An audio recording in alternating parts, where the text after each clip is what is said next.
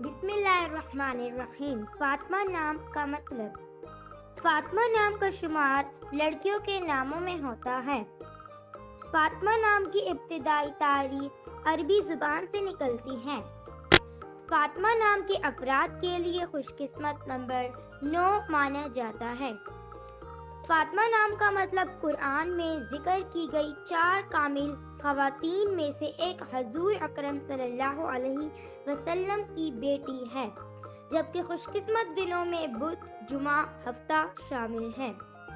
خوش قسمتی والی دھاتوں میں ہندسوں کے حساب سے چاندی، تانبا شامل ہیں۔ فاطمہ نام کے افراد کے لیے موافق رنگوں میں پیلا، نیلا، سفید شامل ہیں۔ فاطمہ نام کے افراد کے لیے موافق پتھروں میں ہیرا شامل ہے۔